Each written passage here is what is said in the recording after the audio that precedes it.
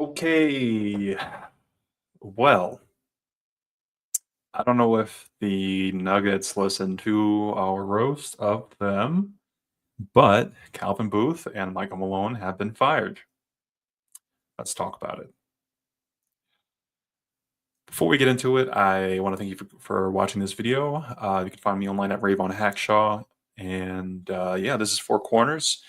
I have been planning to do like more regular, shorter videos like this as the playoffs unfold, and this is a bit of an auspicious start to that. But hey, it is what it is. Let's live in the world that exists and not the one that we wish did exist. Yes, Michael Malone and Calvin Booth had been fired. Malone after 10 years, Booth after two and a half, 2.8 years, if you want to call it that. Although he was in the organization prior to becoming head of personnel. So the first thing I want to do is give some flowers. Michael Malone was one of the winningest coaches in Nuggets history. He had a 10-year run, I think is one of the longest you're really ever going to see in the modern coaching landscape. And I think that should be commended. He won a championship. Calvin Booth also won a championship, something that the Denver Nuggets had not done in their existence in the modern NBA. So, first things first, I want to give them that. I want to give them that grace. You know, they did a lot for the city and for the team, and they deserve to be praised for those things. That said, you know, they do have flaws. You know, and I think there are a lot of things that wore on the team and the situation. And, you know, to go over those things a little bit, I think for a long time, Michael Malone has struggled with. A lot of people are going to say that Michael Malone doesn't play young guys. I don't think that's necessarily that's not exactly it. It's that I think Michael Malone has always had a complicated relationship with guys he prefers and guys he doesn't prefer. And that's not always been along the lines of, oh, he's young or he's old. It's more, in my mind, is he a Malone guy or not? If you are a Malone guy, you get a lot of freedom. You get a long leash. You know, there aren't a lot of, you know, Mike Malone's not going to do a lot to you in terms of accountability. Contrast, if you're not a Malone guy, you got to walk on thin ice.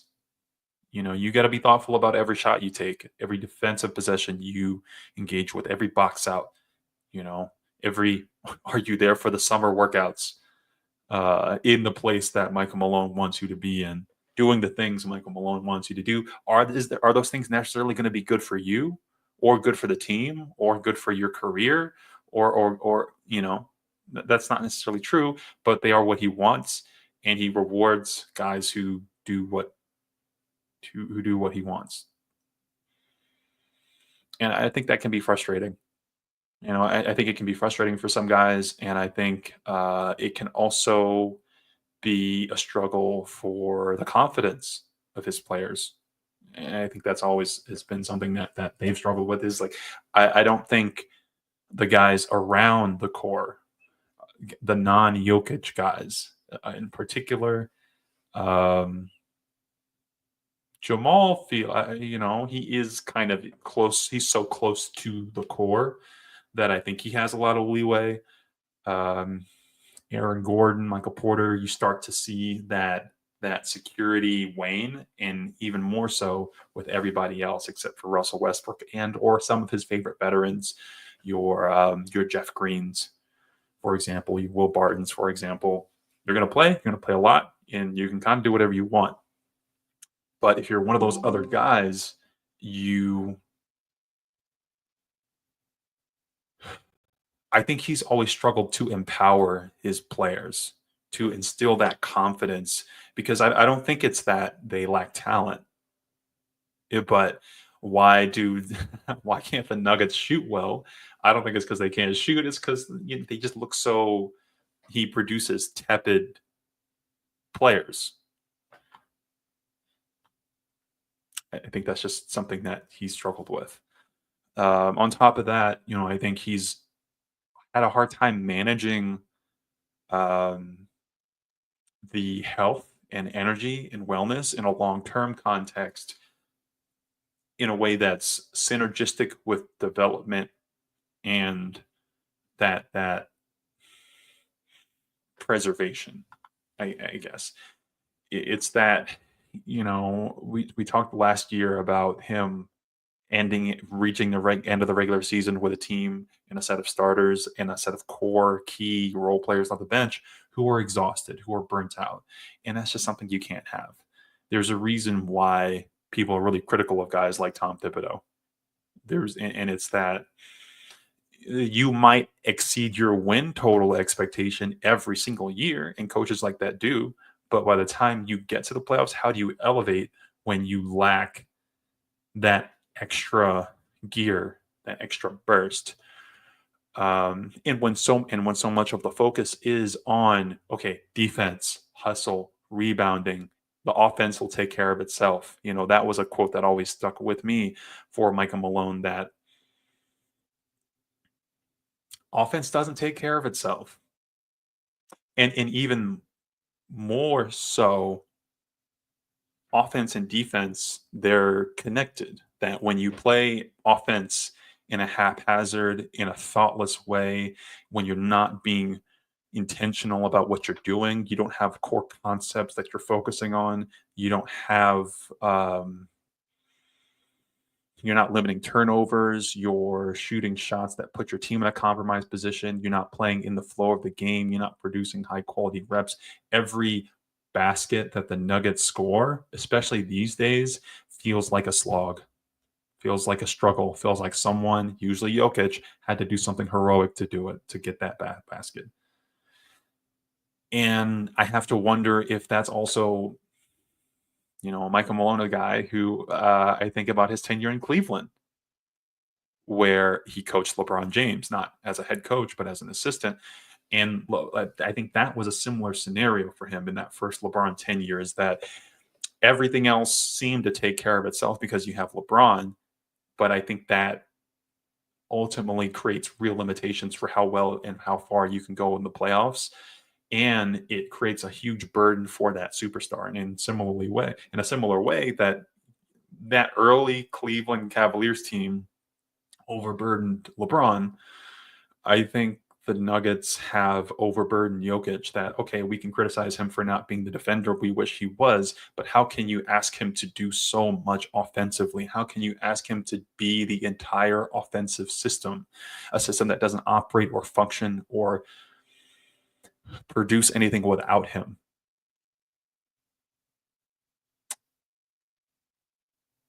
And that has to be frustrating.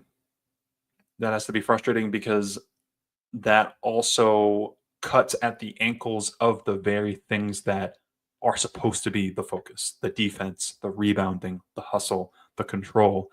All that wanes when your star player has to put so much energy into just scoring baskets that he doesn't have the energy to run back on defense, to close out on shooters, to do these sorts of things.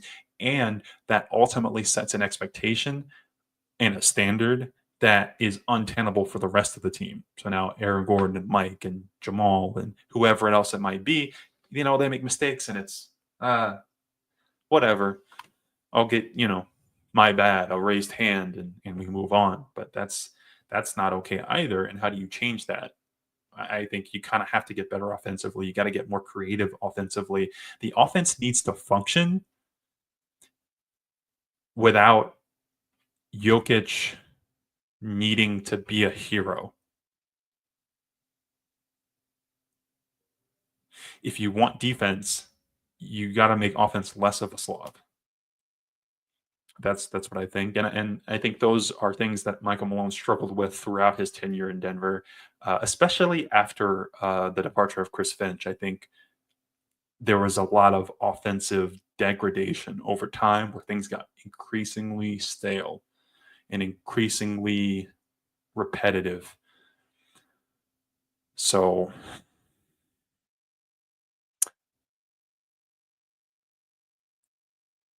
shout out to the man. I really appreciate everything that he's done for the team and for the city and for me personally and for the community that I've been able to find. But yeah, I wish Michael Malone the best. Talking a little bit about Calvin Booth before I go do other things. Um, I think he was bold. I think he took a lot of risks in terms of being forward thinking and navigating the current CBA. And he's we've seen so many times GMs get burned doing that. I think not Chris Finch, sorry, Sam Hinkie, going back to the early Philly days, is somebody that comes to mind as someone who's tried to really game the system and the rules that were in place at the time in terms of draft capital, and that being so untenable for the team that he ended up being fired, even though some of the things he did actually were pretty successful. And maybe following that, Sam Hinkie looks a little bit better because, well, what has Philly done since they fired Sam Hinkie? They might have thought he was, too ego driven. Maybe thought he knew better than everybody else. But as it turns out, what'd y'all do since then? So I know a lot of people hate a lot of people hate Calvin Booth and think that, he everything is his fault, and if he had just done, and I really think that's the thing, is like, I don't think there is anything Calvin Booth could have done for this to not be this way, except for not signing Jamal Murray. If you didn't sign Jamal Murray, look, none of this really. You can talk about minor role players. You can complain that Hunter Tyson is on the roster, even though who's the 15th man on most rosters? You don't know him. They don't play.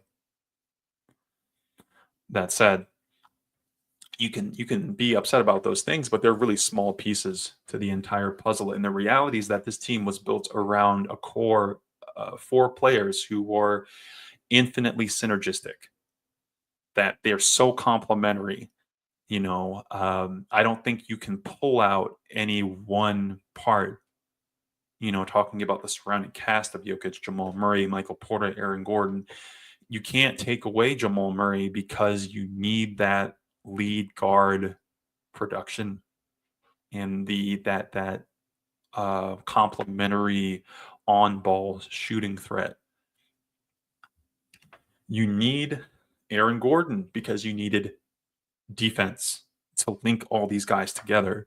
You needed physicality to relieve some of that pressure from the other players. And you needed the occasional shot to be knocked down. You need Michael Porter because the Nuggets are not competitive if they don't have a certain collective amount of size. When they get small, it gives other teams this opportunity to overload Jokic with bigs. And when you can do that, and the power forward, the small forward on the court aren't capable of pulling defenders away from him, it creates a spacing problem for Jamal and Jokic. So you need Mike. And so all that is to say, if any one of these sort of pillars crumble, the Nuggets are kind of screwed. And so right now, what is happening? The Nuggets just lost 3 games in a row. Jokic has been grinding away these points, grinding away these amazing games, and the Nuggets aren't winning, are folding in crunch time, or if they even get there. And Mike and AG have been They've been playing, but they've been playing hurt. AG's taken a big step back defensively. Mike is playing through injuries. Jamal Murray's not even playing. I think you can talk about all the other stuff, but that's 10%. That's a 10% margin for what the team's success actually is. The bulk of it, maybe 50% of the team's outcome is Jokic. That other 40%, that's Mike, AG, Jamal Murray. And if that core isn't working out, there is nothing to be done.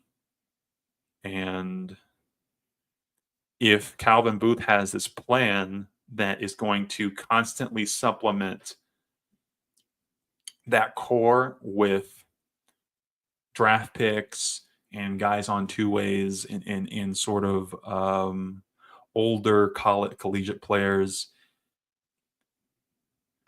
I think he's done a good job with that.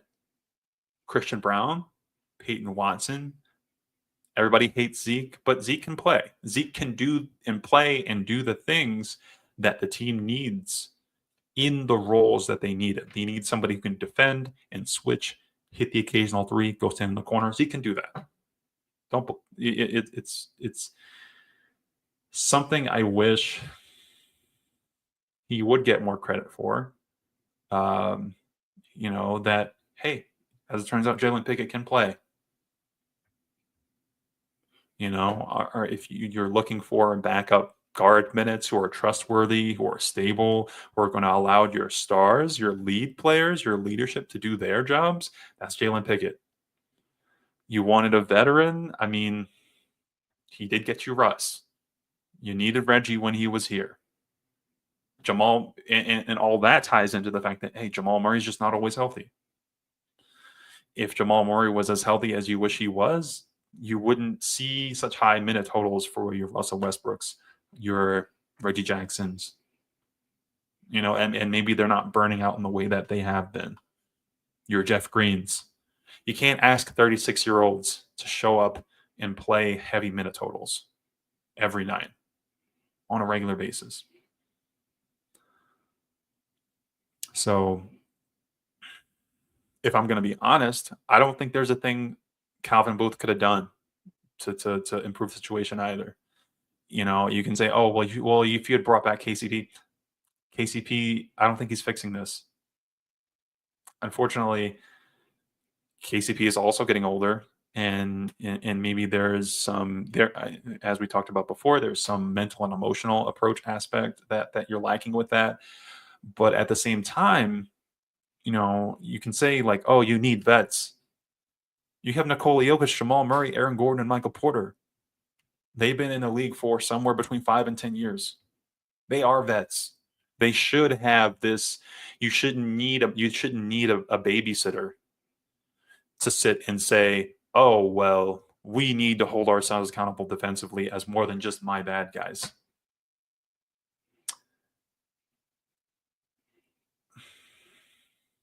The only things I think Calvin Booth could have done would put Denver would be in a worse position right now.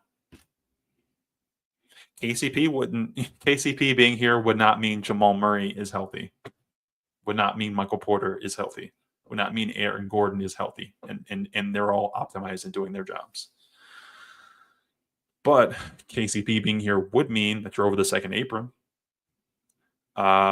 Trading all the picks that y'all hate would mean that y'all just don't have anymore. The flexibility that Calvin Booth has retained is going to probably serve Denver really well going into the future and put them in position to deviate somewhat from the path that the Bucks have taken. Because the Bucks did exactly all the things that I'm talking about. People wish Calvin Booth did. Trading for older players, reaching for vets, making the big deals, winning the press conferences. So I want to give him and Malone some grace in the sense that they were both in tough positions, and it's not that I think they're bad at their jobs. Y'all should really stop calling Calvin Booth ugly. Like that's kind of distasteful. Please don't do that. Don't. I will. I'll, y'all don't know how many of you I've muted. I'm just saying. Um, but yeah, that's it. I mean, we'll have a playoff preview pod coming in the coming weeks. We should have Peter for that. Should have CT for that. Should be fun. We will see, and we can take this as an opportunity to open up our minds and hearts about how Denver could operate differently. Right now, you're not changing anything, so this is a good chance. Try some stuff. You got a few games left. Try change. Do something different. I wouldn't be shocked if they won out, honestly, because of the way that a coach and or leadership removal can be invigorating for a team and for a locker room, and it's a new opportunity set for everybody on the roster, from Dario Saric to Michael Porter to all these guys.